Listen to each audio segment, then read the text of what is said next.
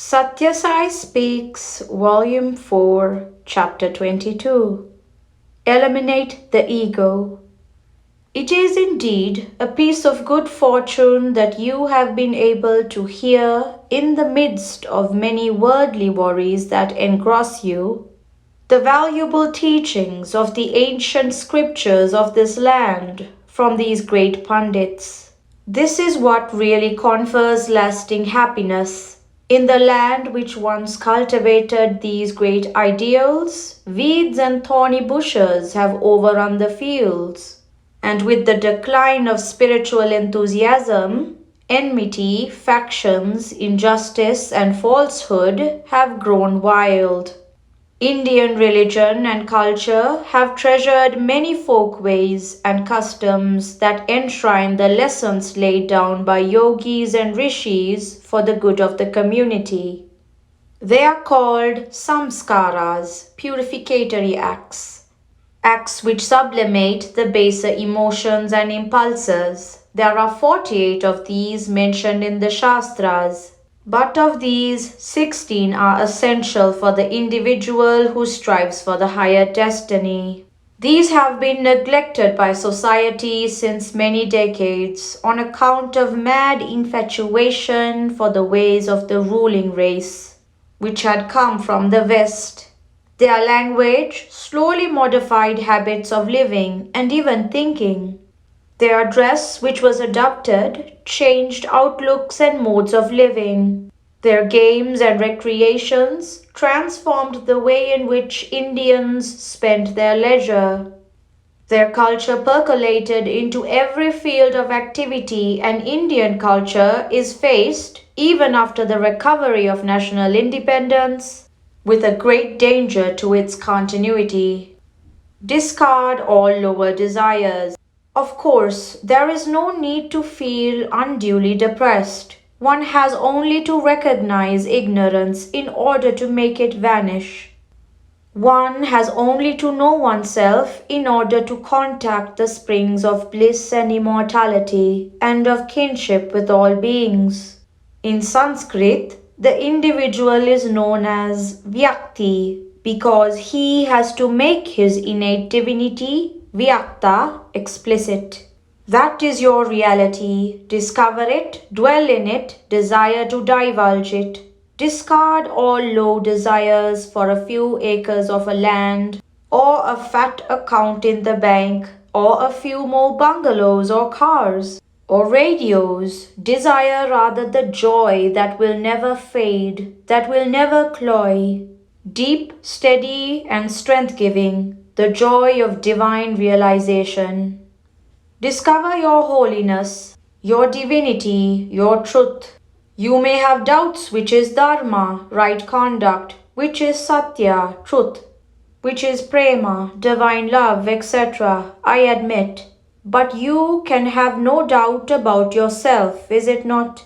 So find out who you are and be fixed in that truth. That is enough to save you, to give you everlasting joy.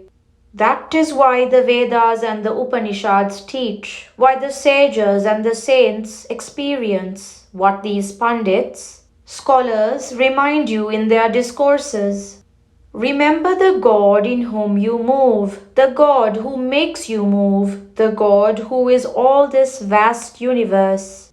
Every atom, every huge star. Select some name and form for this all-pervasive, immanent God, and keep those on your tongue and before your mental eye. That is what is called Jap Sahit Dhyanam, meditation cum recitation of the name. Discover the truth in silence. You are now more interested in listening to film songs on the transistor radios which you carry round your necks. A villager came to Madras recently and his educated son-in-law went to the railway station to meet him and take him home. While they were proceeding homewards in a taxi, the father-in-law asked the son-in-law a rather strange question. How much do the barbers here charge per shave? The son-in-law was amazed at his curiosity. He asked why he was so eager to know this particular fact more than anything else. The villager replied, "I saw a few barbers going along the road now. They are all wearing rich clothes and they are carrying their equipment not in tin boxes as our village barbers do, but in fine, shiny leather boxes." The old man had seen people carrying these transistor radios.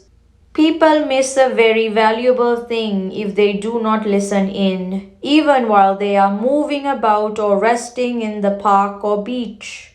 They are afraid of being alone. They avoid silence as something detestable. But you can discover your own truth only when you are alone with yourself and there is silence all around you. Justice Sadashivam said now that he had seen huge gatherings of eager listeners at religious meetings like this. And so he was led to the conclusion that atheism is not gaining ground in this country. The gatherings are certainly large, but they are not very encouraging if you consider what a small percentage actually pay attention. And of those who attend, what a small percentage cherish the teaching in the heart and strive to regulate their lives accordingly. As a matter of fact, there are no atheists at all, but only ignorant people. They do not know that God is their innermost core. They deny God because they do not know that their very breath is God. It is like fish denying the existence of water.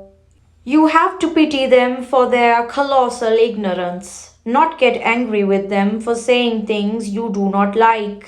God dwells in you as Ananda, divine bliss. That is why you seek Ananda automatically, always, in every object around you. To become as full of Ananda as Radha, the consort of Lord Krishna, or as Ramakrishna Paramahansa, or as Vivekananda, you have to sacrifice your ego and saturate yourself with the consciousness that the Lord is your very being.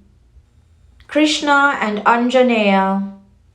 You must have heard many stories of Garvabhangam, the suppression of conceit or egoism by the Lord. One day, Anjaneya appeared in a garden on the outskirts of Dwaraka, abode of Lord Krishna. Krishna, who heard about the pranks of the strange monkey, directed Garuda to proceed and scare the animal out of the city limits. Garuda failed, even though the latter took the entire army with him for the fray. His pride was humbled. Krishna sent a message through him to the monkey who had declared himself as Anjaneya, that he should deign to come to Krishna's court. But Anjaneya recognized only Rama and would obey only the orders of Rama. So Krishna had to send another message that Rama was calling him to his audience hall. Devotion compels the Lord to yield to the whims of his servants. Anjaneya hurried to see Rama and Krishna gave him the darshan of Rama himself. Satyabhama had offered to change herself into Sita, and when she stood by the side of Rama, Anjaneya could not recognize in that form his Sita. He was bewildered at this apparition. He asked Krishna, "O Lord Rama, where is my Sita?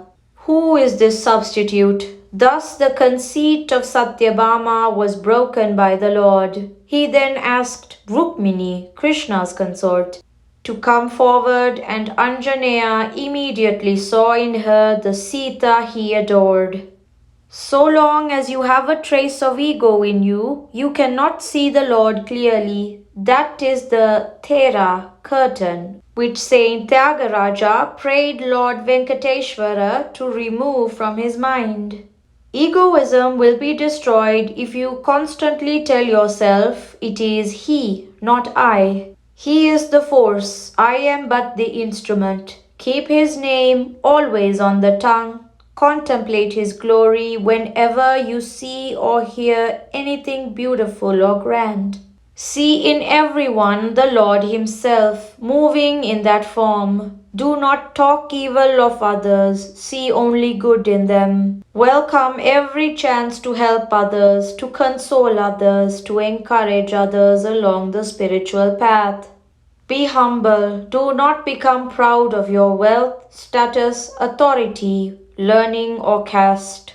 Dedicate all your physical possessions and mental skills and intellectual attainments to the service of the Lord and to the Lord's manifold manifestations.